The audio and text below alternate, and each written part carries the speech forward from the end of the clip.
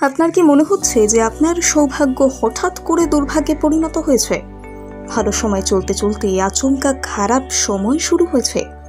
হতে পারে বাস্তু দোষের কারণে এমনটা ঘটেছে। বাড়িতে বাস্তু দোষ থাকলে তা নেগেটিভ এনার্জি প্রবাহিত করে। এই নেগেটিভ এনার্জি সংসারের নানা রকম বিপদ ডেকে আনতে পারে। বাস্তুশাস্ত্রে বাড়িতে কয়েকটি জিনিস কখনোই ফাঁকা রাখতে নেই। এই জিনিসগুলো ফাঁকা রাখলে তার থেকে গুরুতর বাস্তু দোষ তৈরি হয়। বাস্তু বিশেষজ্ঞরা সতর্ক করেছেন যে এই নেগেটিভ এনার্জি আপনাকে পথের ভিখিরি করে দিতে পারে। বাস্তু অনুসারে এই জিনিসগুলি ফাঁকা রাখলে তা আপনার উন্নতিতে বাধা সৃষ্টি করবে। জেনে নিন বাড়িতে কোন 5টি জিনিস কখনোই ফাঁকা রাখতে নেই। চাল ডালের কৌটো। রান্নাঘরে চাল ডালের কৌটো কখনোই পুরোপুরি ফাঁকা করবেন না। কৌটোর শস্য শেষ হয়ে যাওয়ার আগেই সেখানে নতুন শস্য ঢেলে রাখুন। খালি শস্য ভাণ্ডার গুরুতর বাস্তু দোষ তৈরি করে। যে সংসারে চাল ডালের কৌটো ফাঁকা থাকে সেই সংসার থেকে বিদায় নেন মা লক্ষ্মী। শস্যের কৌটো পুরোপুরি ভর্তি থাকলে তা পজিটিভ এনার্জি প্রবাহিত করে। বাথরুমে খালি বালতি। বাস্তু অনুসারে বাথরুমে কখনোই খালি বালতি রাখতে নেই। বাথরুমে রাখা শূন্য বালতি থেকে সারা বাড়িতে নেগেটিভ এনার্জি ছড়িয়ে পড়তে পারে।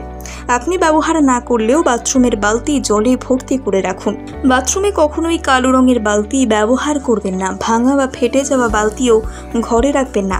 বাথরুমে নীল রঙের বালতি ব্যবহার করা সবথেকে শুভ বলে জানাচ্ছে বাস্তুশাস্ত্র।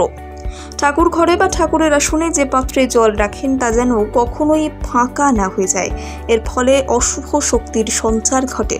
পুজোর পরে জলের পাত্র জলে ভরে রাখুন। সেখানে একটু গঙ্গা জল এবং তুলসী পাতা দিয়ে রাখুন, কারণ মনে করা হয় ভগবানেরও তৃষ্ণা পায়। তৃষ্ণার জল না পেলে তিনি কুপিত হন। তখন সেই সংসারে নানান বিপদ এবং অশান্তি মাথা তুলতে পারে। ফাঁকা লকার।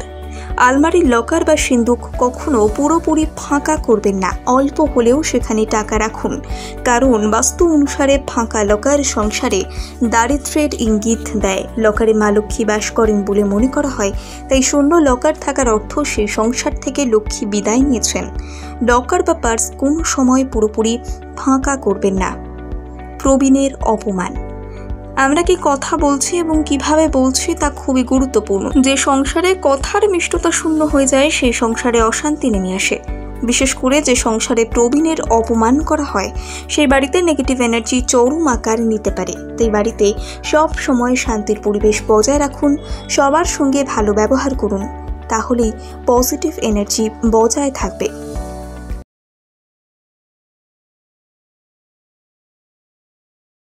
আপনার কি মনে হচ্ছে যে আপনার সৌভাগ্য হঠাৎ করে দুর্ভাগ্যে পরিণত হয়েছে?